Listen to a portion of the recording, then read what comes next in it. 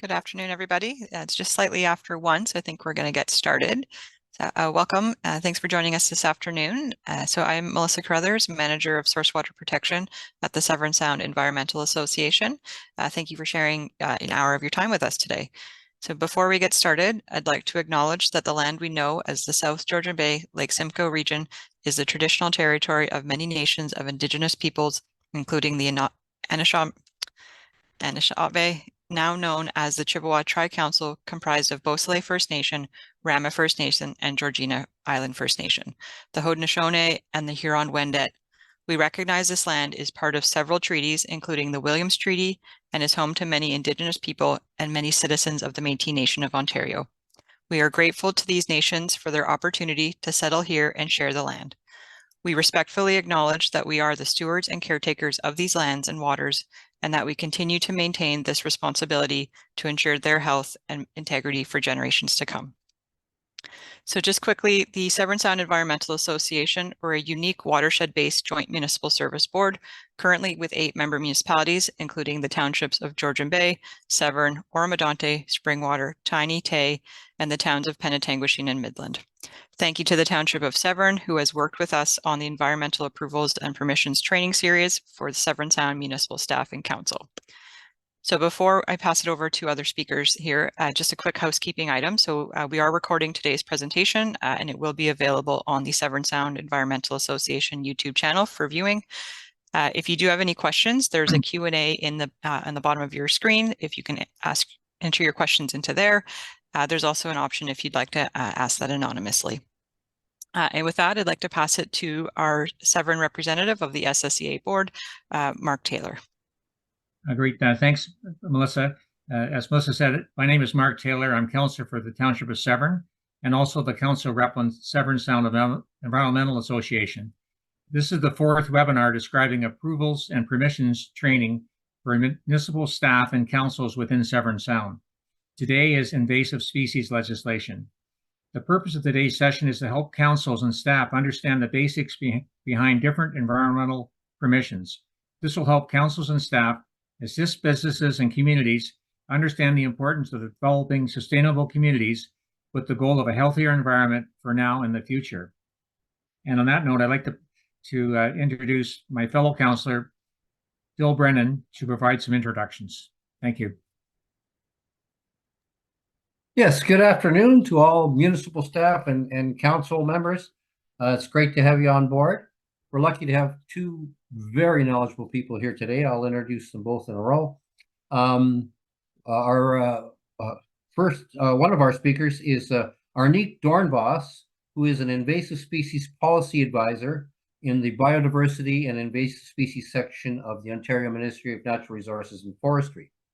She started working for the ministry in June of 2022 after moving to Canada from the Netherlands. With her climate policy and environmental sciences background, she provides, among other things, policy advice on invasive species pathway management, best management practices, and process improvement.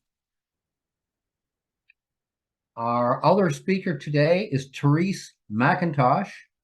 She is a policy coordinator in the Biodiversity and Invasive Species section of OMNRF. In this role, Terese supports the development and implementation of the Ontario Invasive Species Strategic Plan and Ontario's Invasive Species Act. Terese also works with partners in a variety of sectors to conduct on-the-ground management of high-risk invasive species, including phragmites, water solidaire, wild pigs, and marbled crayfish. In her 20 years at the ministry, Terese has also had the privilege to play a key role in the development of Ontario's biodiversity strategy and Ontario's wetland strategy, where conservation is foundational to the health and well-being of our communities. So I'll turn it over to our speakers and look forward to your presentation. Thank you. Thanks so much. I'll share my screen.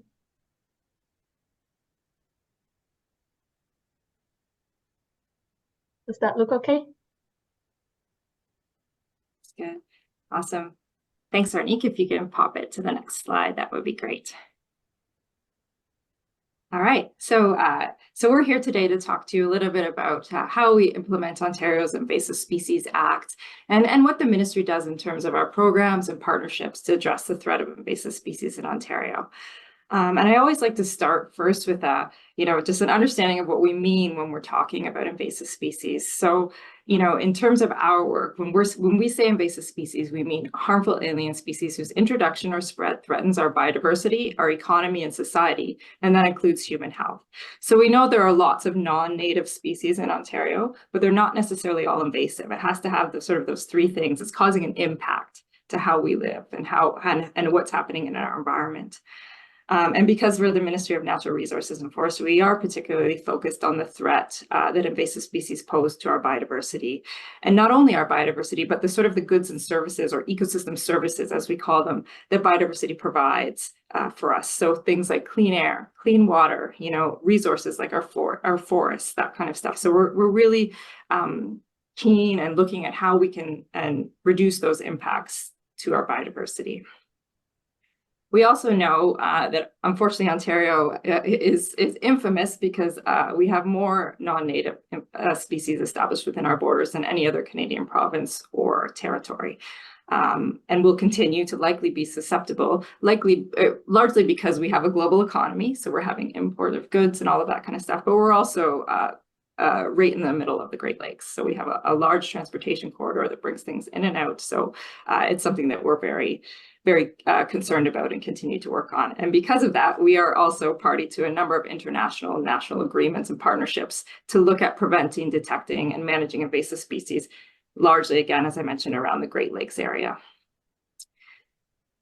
So one of the things we always like to think about when we're looking at invasive species is also the economic impacts. So we know that invasive species have huge economic impacts to our province. So globally, people spend about $1.4 trillion a year to manage invasive species. In Ontario, it's $3.6 billion. And we know that municipalities spend over $50 million to manage invasive species each year. So it's very costly. So one of the things we're looking at, obviously, is prevention. Prevention is much more cost effective than managing them after. But again, working on both.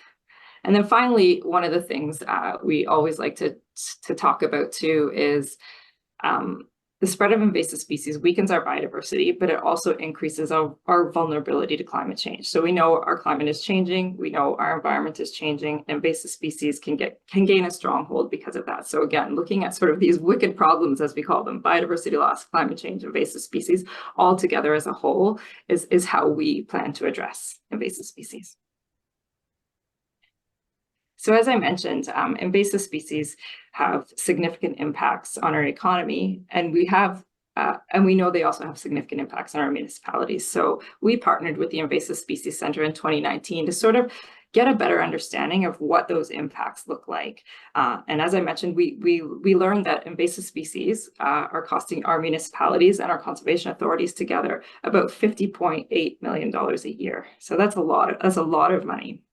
And we also looked at what are those invasive species? What are the municipalities doing? Where are those costs coming from? So largely, it was management costs related to species like emerald ash borer, zebra mussels, spongy moth, Phragmites, wild parsnip, which can have human health impacts, those kind of things. And on average, municipalities were spending about $200,000 a year just to manage those invasive species. So it is significant, and it's something that we need to keep considering when we talk about how we address invasive species across the province. Next slide, please, Arniek. So in terms of what MNRF is doing and what our role is in invasive species. So we collaborate across all levels of government and with partners to reduce the threat of invasive species and coordinate efforts to prevent, detect, and respond. You'll hear those words a number of times: prevent, detect, and respond to manage invasive species. Like we're going to talk about in a few minutes, we do have a big policy framework in Ontario. We were the first province to have standalone piece of legislation that addresses invasive species. And our Invasive Species Act is the foundational part of it is risk assessment. So looking at what species pose that high level of risk to the province. So we first coordinate risk assessment, and then where appropriate, we will regulate or make rules around invasive species in Ontario. But we also do a lot of research and monitoring. So we support efforts to develop preventative techniques and tools, detection and monitoring tools, and control tools. And that includes mechanical, biological, and chemical control. And then we've made lots of good progress on some species, including things like Phragmites and water soldier, water chestnut, those kind of species. So we're working hard to sort of understand the science behind it and what tools might be effective. We also do a lot of jurisdictional collaboration. So we know that invasive species don't recognize our borders. They keep coming in and out. And so we work both internationally and nationally with provinces and territories in our US states to talk about invasive species and set up plans where we can work together on how we can prevent and manage them. And then finally, we do a lot of outreach and education, particularly with our partners. If people have the knowledge and the tools, they can help us to sort of manage invasive species across the province. So we have a lot of communication campaigns. We work with our partners to do webinars. We do things like this to talk to people about invasive species and how we can all play a role in helping to address them in the province. I think I'll pass it over to Arniek now. Thanks so much, Terese. So I just wanted to give a little bit of a background of what our guiding policy and legislation is. So first, there's the Ontario Invasive Species Strategic Plan, or we call it OISIP normally because it's a bit quicker. And this is a plan that's kind of the umbrella for our policy work. So it shows what the threats are to Ontario, what existing activities are taking place, and also gives us a framework and action plan to better address threats posed by invasive species. And this plan is developed in collaboration with partner ministries, for example, the Ministry of Environment, Conservation and Parks, the Ministry of Transport, and we also work with partners and key stakeholders. We recently completed the review of progress of our previous strategic plan, which can be found on our website, and we're currently working on the renewal of the plan for the next 10 years. Then the other piece of guiding policy is our Invasive Species Act, and this provides authority for prevention and response powers necessary to address the threat of invasive species. And this was started in 2016. So in 2015, the invasive species came into force, and then at the start of 2016, 19 species were regulated. 16 species came from the Great Lakes and St. Lawrence Governors and Premiers Least Wanted list. And then we also regulated snakeheads, Phragmites, dog strangling vine, and Japanese knotweed.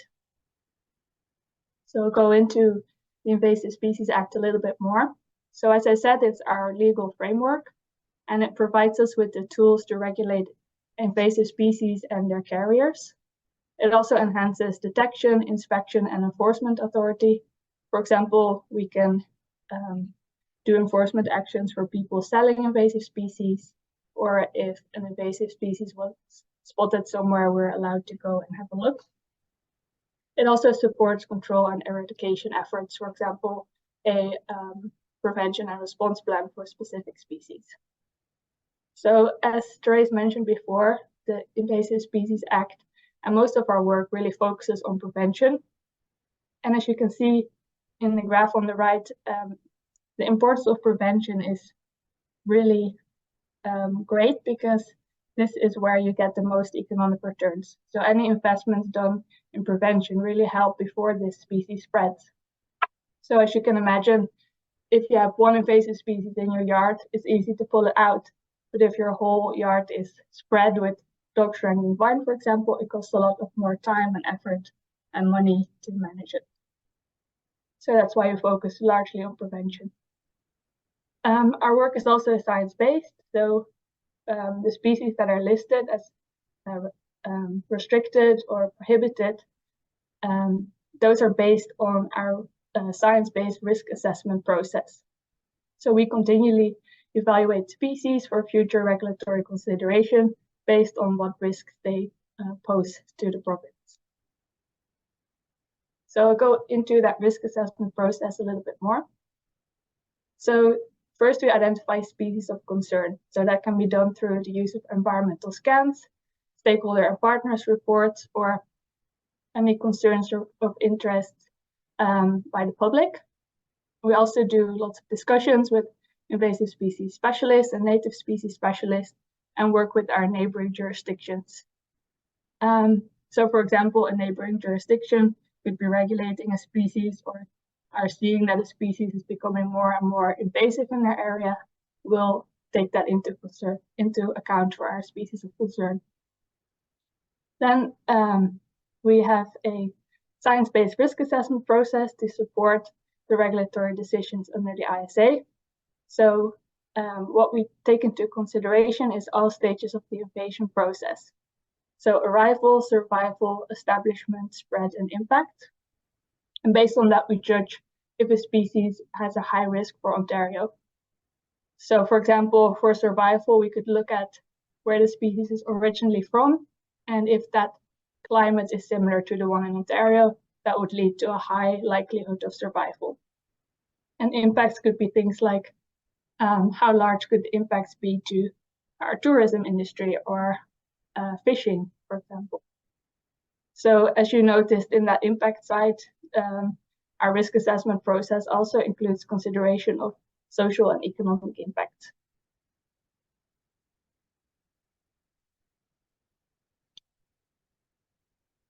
So I'll go into the classifications a little bit more.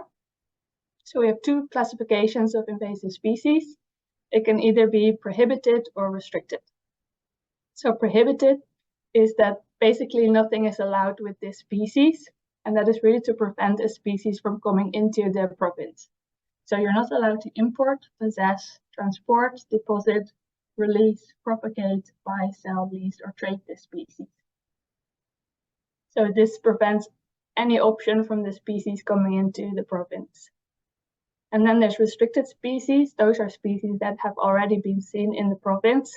Sometimes they're widespread, sometimes they're just starting to become established. And with this restriction, it's really important that we prevent further spread of this species. So it's you're not allowed to bring it into provincial parks and conservation reserves to protect those natural areas. And you're not allowed to deposit or release it anywhere. However, you are allowed to transport it. So if you have been taking hand pooling a species, you're allowed to take it to a waste management facility. Other things that can be applied through regulation on these species is that you can't import it, possess it, propagate it, or buy, sell, lease, or trade it. So you can't make more of the species and spread it around. So these are species that are currently regulated under the ISA, as well as two pathways. So we have 42 species currently regulated. The bold ones denote the ones that have been regulated at the start of this year. So those are our newest species. So we've regulated 42 species, 4 groups, 1 family, and 2 carriers. So you could be wondering, why are you regulating a specific group or family? That's often because they can be really hard to identify. So for example, species of Azolla or Sylvinia, they're tiny water plants. It can be hard to see whether it's that species or that species. So all of the ones in that family are regulated, and often they're all equally invasive. We've also regulated 2 carriers, which are watercraft and watercraft equipment, which I'll talk a bit more about in the next slide. And then, so you can see for the terrestrial species, the plants, they're mostly restricted because they're already established in the province. So we really want to make sure that people are able to control them and therefore transport them, for example, to waste management facilities. We also support our partners in managing the species. So it wouldn't be most of the work wouldn't be done by us because that wouldn't be economically efficient. So we support our partners in managing these species. But some species that we do manage are, for example, hydrilla, water soldier, and water chestnut. Those are aquatic plants, and they, once they're introduced somewhere, will get notified, and then we make sure that we manage that species before it's able to spread throughout the province. So if we take that early action, we can really prevent them from further spreading. So you can see that those species are prohibited. Some other actions that some on the ground action that we're doing is in Phragmites. So there's large projects going on to restore some natural areas and ecological integrity through the removal of Phragmites. Another other species that we do a lot of work on are crayfish and wild pigs. So once we get reportings of sightings for these species, we do a lot of on-the-ground management for those species. So then there's the pathway, so watercraft and watercraft equipment. For over 25 years, we've been working with partners to encourage boaters to decontaminate their boats when transporting them between water bodies. So you hopefully have seen the clean, drain, dry messages that are promoted in Ontario through social media, advertising, and signage. And why did we regulate this pathway or carrier? Because science has shown us that this is a widely accepted pathway for the spread of aquatic invasive species to new water bodies, because species can be hidden in various places on those watercraft. They can be wrapped around the boat motor or trailer or hidden in life wells. And if those invaders are not removed, they can hitch a ride from one water body to another. And once they are established, it's extremely difficult, costly, and often impossible to eradicate them. So you can imagine a water plant spreading, or you've probably heard about zebra mussels. How do you get them out once they're established in a lake? However, despite ongoing education efforts, we have seen more and more new aquatic invasive species occurrences in different lakes in Ontario. And even though clean, drain, dry does work, we need to make sure that all watercraft operators are applying these practices. Therefore, we've regulated them under the Invasive Species Act. So now it is illegal to place a boat, boating equipment, or any vehicle or trailer into any body of water if there are aquatic plants, animals, or algae attached to it. So how do you prevent those species from being attached to your boat or boat equipment? There's 2 steps. Before you transport your boat from that water body over land, you're required to remove or open your drain plugs to allow water to drain from the boat and the equipment. And you have to take reasonable precautions to remove all aquatic plants, animals, and algae from any boat, boat equipment, vehicle, or trailer. So you go around the boat, just quickly check, is anything obvious hanging from it, take it all off. And then before you reach the next launch site, or before placing your watercraft in any body of water in Ontario, you have to fully clean your boat. So you can either do that through hot water and soap, pressure washing, or leaving it out in the sun for a certain amount of days. And that makes sure that all aquatic plants, animals, and algae are cleared of it, and you can safely go into a new water body. So a little bit of a different topic. We work with a lot of different partners. For example, with Nature Conservancy of Canada, Ducks Unlimited, and the Ontario Federation of Anglers and Hunters. And one of our partners that we specifically wanted to highlight for you, because they have a lot of interesting resources, is the Invasive Species Centre. So the Invasive Species Centre was founded by the governments of Ontario and Canada to act as a hub for collaboration and knowledge sharing between stakeholders. So they connect people to knowledge, other stakeholders, and technology to prevent and reduce the spread of invasive species. And they also play a role in the Ontario Invasive Species Strategic Plan that we talked about before. They also deliver Invasive Species Action Fund and the Invasive Species Phragmites Control Fund. So those are funds where you can apply for different sizes of projects to get funding. And currently the Invasive Phragmites Control Fund is open for applications.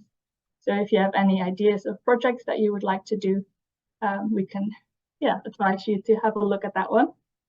They also deliver the Invasive Species Municipal Community of Practice, and that is an online peer-to-peer space to encourage collaboration of those who work for municipalities and also conservation authorities. So you can work together, ask each other questions, see what the best practices are for municipalities on how we can get involved in that invasive species management at the local level. They also have some great fact sheets. For example, there's one on protecting municipal assets from invasive species that could be interesting for you. So that was a lot of information. We talked about the importance of invasive species management, including the impacts to municipalities, the large costs that we talked about. We focused on the importance of prevention, the invasive species, regulated species, and the carriers, our risk assessment process, and some of those invasive species center resources. Communities and organizations really help us to further understand invasive species through submitting their sightings via AdMaps. AdMaps is a great website where you can upload photos if you come across a species, and that makes sure that it gets sent to the right organizations to manage it. And it also helps us see what species are where and which ones are becoming more and more important to manage. So you can, if you come across any invasive species, you can report it on AdMaps online or via phone or an app on your mobile. So thanks so much. Do let us know if you have any questions. We're happy to answer them.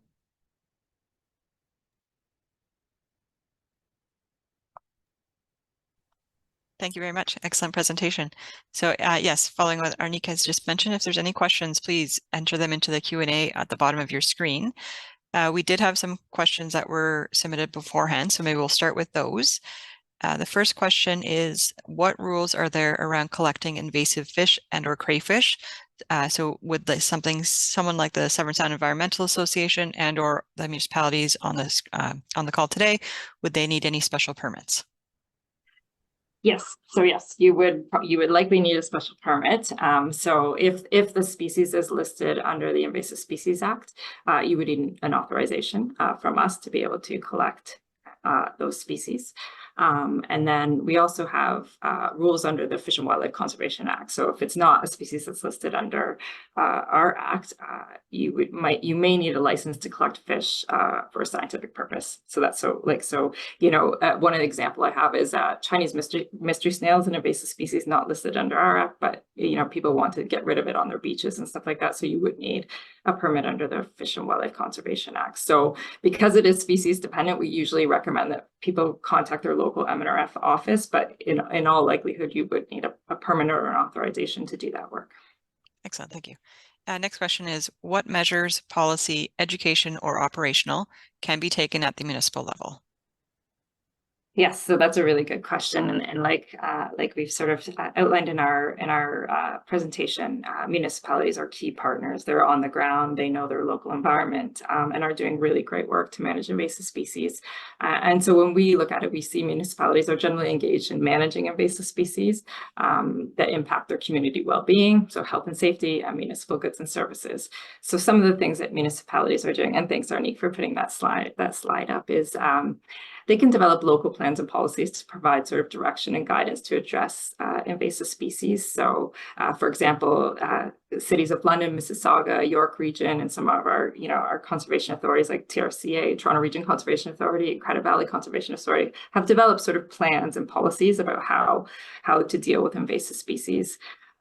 Municipalities also cooperate and collaborate with partners like us. So one example that I can share with you is that so you might have heard about marble crayfish. So we found the first incidence of marble crayfish in North America in a stormwater pond in the city of Burlington a couple of years ago. And so we've been working hand in hand with the city of Burlington, cost sharing, that kind of stuff, to develop a plan to eradicate those marble crayfish from the stormwater pond. And we are also working with the city of Burlington to put up signage around other stormwater ponds to make sure that people know about it and people don't dump their aquariums, because in all likelihood, that's where this marble crayfish came from. So, really close relationships with some cities in those areas. And then, like Arniek mentioned, we do have we do support the Invasive Species Center in managing that municipal community of practice. So getting involved with that, learning as much as you can and sharing that information is a key thing that municipalities can do. Great, thank you. What is the best resource to understand invasive species legislations in Ontario? So I would say that would be us. So our website has got a lot of information about the Invasive Species Act. It also has sort of species profiles and fact sheets for each species that we have regulated under the Invasive Species Act, and talks about the specific rules. We also have a email address that we monitor regularly. We get questions. I don't know how many we get, Arniek. A lot. We get a lot of questions from people, and we do answer each and every one of them because often this is a species specific issue. So any questions that you may have, you can send to our email address. It's all on our ontario.ca website. Perfect, great. Are there any grants or funding opportunities available to municipalities to help deal with invasive species? So absolutely, and I think Arniek highlighted a couple of those. So we support the Invasive Species Center to deliver the Invasive Species Action Fund, which is for broadly all sort of high-risk invasive species. And then we have an invasive Phragmites control fund granting program as well, which is specific to invasive species. So the Invasive Species Center has applications that you can apply to, and they support projects from in a different range of scales, starting from $2,500 all the way up to $50,000 to help municipalities manage their invasive species. They also provide sort of best management practices, guidance, online support, that kind of stuff to help municipalities when they receive those grants to be able to do that. So it's a really exciting program for us, and one that we've had a lot of uptake in, because I know municipalities and conservation authorities as well are really interested in this type of work. So that's the biggest place to go for sure. Perfect, excellent. So we do have a question that's come in through the chat, but there's also one that's been pre-submitted. They're very similar. So I'm going to read it, but maybe some additional comments. So according to the Ontario fishing regulations, anglers are not allowed to release invasive fish back to the water. However, federal regulation from DFO states that some species are edible and cannot be legally wasted without a research permit. Sort of first step of the question, I guess. And the next is, which regulation takes priority and what is the government doing to make regulations more succinct or streamlined? That is a good one. And I've had lots of conversations over the last couple of days on how to answer that for you. So the Ontario OFRs, or Ontario Fishery Regulations, do prohibit the possession and release of invasive species, which includes species listed under the Aquatic Invasive Species Regulations for Ontario. So there are rules about that. So also the general regulation of the Invasive Species Act, so Ontario's own act, also you're not allowed to release, if you catch an invasive species, back into the environment. So like you said, but the Fish and Wildlife Conservation Act says that you can't allow spoilage of fish. So generally, the species that are listed as invasive species are not considered suitable for human consumption. So it wouldn't be covered under the spoilage legislation. These species are generally not tested for contaminants, and it's not unknown whether they're suitable for human consumption. So an example would be like goby, right? Like we know they accumulate contaminants and they're not suitable for human consumption. And because they're invasive species listed, you can destroy them and not put them back into the water. There is a little bit of back and forth on things like goldfish. So for example, if you have a stormwater pond and you want to take goldfish out, technically under the FWCA, it would be spoilage if you weren't eating them. However, there is a lot of discretion that we apply with that. And so we recognize that there's a little bit of a gray area in our legislation, and we're working to sort of address that. But we've never had anybody charged or have any issues with those kind of things. So generally speaking, managing invasive species, don't put them back into the water, into the environment, and you're good to go. Excellent, thank you. Pretty complicated topic, so thank you. So another somewhat complicated, possibly. So many species are still not prohibited and actively sold in garden centers across the province. So example, periwinkle, miscanthus, etc. Why have these types of species not been restricted in the province? Absolutely. So you're right. So the gardening, we call it the gardening pathway. It is a big one of getting of allowing those types of plants into our environment. So things like periwinkle, it's really important to keep in mind that when we do the risk assessment, we really look at, will those regulations make an impact? And so if we prohibited the sale of something like periwinkle, it's unlikely that that's going to prevent its continued spread and impacts, because those species are well established in the natural environment, in people's garden, and they also have multiple pathways of spread. So dispersal by wind, wildlife, water, or even unintentional human activities can cause those things to spread. So what we have really focused on is working with organizations like Landscape Ontario and the Ontario Invasive Plant Council to sort of develop best management practices, and something that we fondly refer to as a grow me instead guide. So helping people to understand that it's not a good idea to plant those things, and then seeing sort of the industry change a little bit, because people are not buying those. Now, that doesn't mean that we will never list any of those species. We are committed to continuing to do risk assessments to better understand how our legislation can help to prevent the spread and introduction of those species. So not to say that we're not looking at it, we continually do, but right now we're really focused on those best management practices and working with our industry partners to make sure that people have the knowledge to take action. Excellent, thank you. Any tips for municipalities on how to handle ditch cleanout with Phragmites? Yes, that is a very tricky. Yeah, so Phragmites is one of the ones that we work the most on. So we've been working on developing sort of innovative tools to be able to do that. So we have two big projects. We've done one that combines the use of integrated pest management, so looking at using some chemical controls as well as mechanical controls to get rid of invasive species. And we also, or not just invasive species, sorry, Phragmites, particularly where there's standing water in those ditches. And we've successfully worked with some of our herbicide companies to get the management of Phragmites on the label for one. So you can use chemicals to do that now. We're also working really closely with the CFIA and the University of Toronto on a biocontrol. So we actually have test sites across the province, and we're quite far along in that process, and it looks like it's very, very promising. So we're continuing to do that work. However, that said, we do have something, and I'm going to hold it up here. And we're working with the ISC, and this is our guidebook on how to manage Phragmites, because there are different situations across the province. So I would say take a look at the Invasive Species Center's website, and you'll be able to see this guidebook and sort of give you a little bit of an idea of where to go and be able to answer questions on how you effectively manage Phragmites. It's a tough one. We call it on the Canada's worst invasive plant. It is a very tough one. It is, for sure. Thank you. Great tips. Yeah. Who is responsible for enforcement to eliminate invasive species? So our conservation officers are delegated under the Invasive Species Act to be our enforcement on those regulations, and so they do dedicate a large part of their time to managing to helping us manage invasive species. Because the act is relatively new, we did initially take a very education focused approach. So letting people know, when we hear about, violations under the act, that they are regulated, that there are rules around them. But now that we've had more species regulated, we are taking a much more proactive and compliance-based approach to get people to keep managing invasive species. Perfect. So you've just touched on that a little bit, but another question, maybe a bit more specifically. So probably more going back to the presentation with the boats.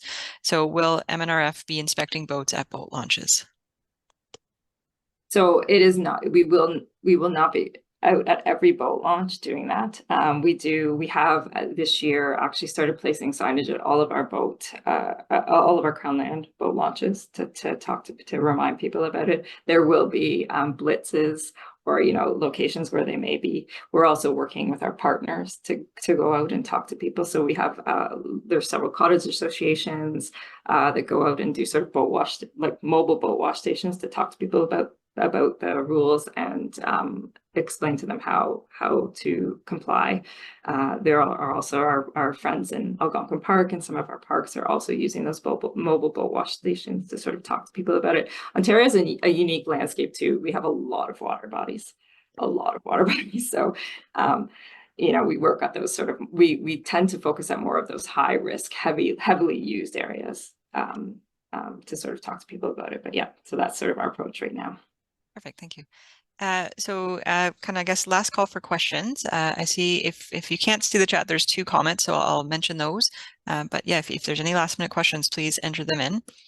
So just noting that the Severn Sound Environmental Association, we do have an invasive species strategy that's been developed for with and for all of our 8 member municipalities. And then just tying back to the funding question. So just noted that the Severn Sound Environmental Association is leading an application on behalf of all 8 of the member partners with the for the funding you mentioned earlier. So that's great news there.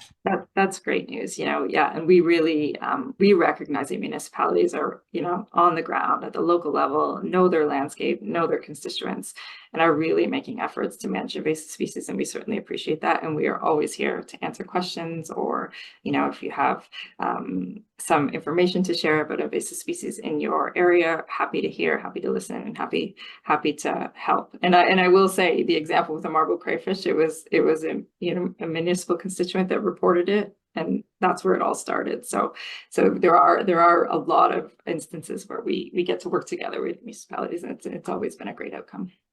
Perfect, thank you. I'm not seeing anything else come in, so I think maybe we'll good news, maybe get some people some time back in their day, but just wanted to oh, never mind. They're just clearing that. Perfect. Just thanking everyone for joining us. Thank you to both of you for the fantastic presentation and for your answering the questions. There's fantastic information shared. Just piggybacking on what you've just mentioned. So yes, I'm going to speak for you, but it sounds like you're both willing to answer any and all questions that come up as an alternative. So we do also have Patrick on staff, so our invasive species program coordinator. So I'm sure he would do his best to answer any questions and or connect you to who might be able to answer if we can't. But yes, before I pass to Phil, we really do appreciate everyone taking the time and joining us today. So with that, Phil, I'll pass it to you for last words. Yes, thank you. And I too want to thank the speakers. This is great presentations. Really appreciated your time today. I also want to thank the staff at the SSEA, Melissa in particular, Nicole, Director Julie, and anyone else who supported and is supporting these series. We think they're very important for educating us councillors and members of the municipalities as well. There is a pop-up survey that comes up as soon as we're done here. I know they're a pain in the neck. We don't like doing them. This is very short, and it really helps us to determine whether we, should continue doing these series for you. It's your chance to tell us what topics you would like us to do if you want us to continue, and anything, that you think we can do, not do, or do better in terms of helping you with some of these environmentally related issues. So again, thanks to all, and for the attending Volume 4 of the Approvals and Permissions Training, and have a wonderful day. I don't know where it is, where you are, but here in Severn, it's gorgeous. Get out there if you can. Bye for now.